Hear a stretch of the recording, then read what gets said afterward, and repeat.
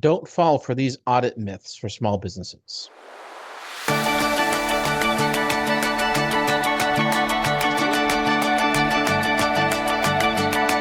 myths for small businesses.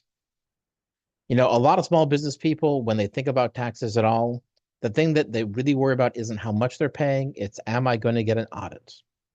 And audits aren't fun, and you should try to avoid them. But there's a lot of myths that go around, and here's the truth. If I deduct a home office, I'll get audited, or I'm more likely to get audited. That's not true. Now, the reason this myth is around is it used to be true. The home office deduction used to be one of the biggest red flags in the tax code. But if you are doing it correctly, if it's reasonable, you're not really any more likely to get audited than anybody else these days. Now, if you're claiming 60% of your house, you're going to get some letters from the IRS. But you know what? I have a client who does that, and it actually is 60% of their house used for the business. So they've gotten the letters, they've proved it, and they still did get audited. Number two, that brings me to getting a letter from the IRS is an audit. No. Most letters from the IRS are just asking questions or explanations or telling you they got a form or that you didn't report the income on. Those aren't audits. An audit is a very formal process. They're going to ask for a lot of information. They're going to make a determination. Those letters, if you want to do those without a CPA or an attorney, sometimes that's fine. If you're getting audited, you need professional help. Myth number 3, claiming too many deductions raises your chances of an audit. Totally untrue. It's very common for businesses to claim many different things. It's very common for there to be many different categories of expenses. And the tax code exists so you don't have to pay taxes when you follow it in the business. As long as you're writing off things that you're supposed to be writing off, that's fine. What they care about are unusual patterns. If you are a normal business and 30% of your business deductions or 30% of your business revenue is deducted in meal expenses, that's a likely audit. But if you just have a bunch of different business expenses and a bunch of different categories, you're fine. Now, the amount of expenses can matter as well, but again, they'll look at your type of business. Some businesses tend to have very high margins. Some have very low margins. As long as you're somewhat within the normal for your industry, you'll be fine. Number 4, only rich people or big businesses get audited.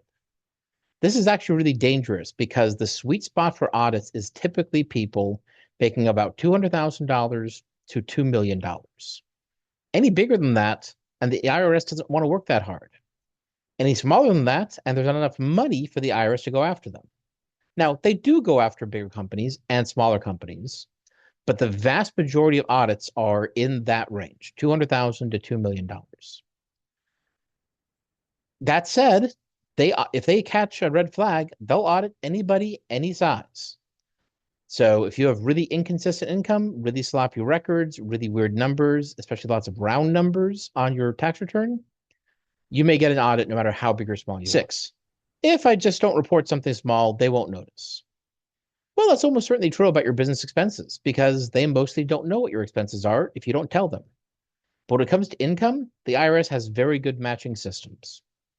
If someone else, like a client or a payment processor, reports it and you don't, that's a pretty big red flag. These days, almost all sorts of payments other than cash do get reported by the purchaser. You may think, who'll notice $30? Who'll notice $50? The IRS might. I've seen it happen. The final tax myth. I can't deduct anything unusual or be creative without getting in trouble. Complete balderdash.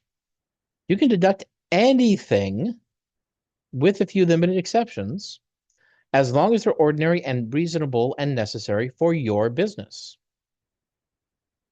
Most people are not going to be able to deduct weightlifting equipment. But if you're a model or if you are a strength coach, you probably can. Most people are going to have a hard time writing off an AR-15. But if you're a farmer or if you're in private security, that's a totally reasonable expense, probably. It doesn't matter how unusual or creative it is. In fact, I love it when it's unusual or creative because that's when you're saving more money. You just need to be able to explain to the IRS if they ask how it's ordinary and reasonable and necessary for your business in particular. And you know what? Your business is different than everybody else's. Yeah, maybe it's in the same category as somebody else, but if your business is different, you can get different tax treatment and use that for your advantage. Well, thanks so much. Keep following me for tax advice on how to save more money.